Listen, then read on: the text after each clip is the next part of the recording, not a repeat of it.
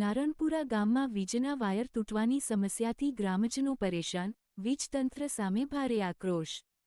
કાલોલતા 8 જૂન 2026.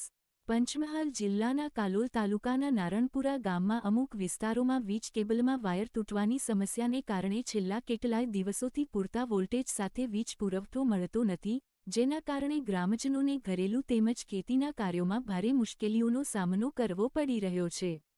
ગ્રામજનોના જણાવ્યા મુજબ સમસ્યા અંગે વારંવાર કાલોલ જી.ઈ.બી. સબ સ્ટેશનમાં ફોન દ્વારા રજૂઆત કરવામાં આવી હોવા છતાં યોગ્ય કાર્યવાહી કરવામાં આવતી નથી.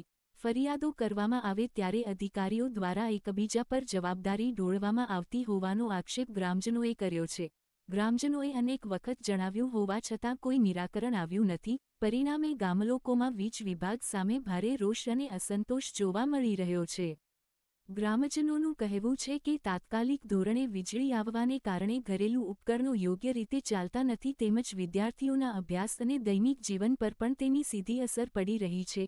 જો તાત્કાલિક ધોરણે કેબલની મરામત કરી યોગ્ય વીજ પુરવઠો પુનઃસ્થાપિત કરવામાં નહીં આવે તો ગ્રામજનો દ્વારા ઉગ્ર રજૂઆત અને આંદોલન કરવામાં આવશે તેવી ચીમકી પણ ઉચ્ચારવામાં આવી છે.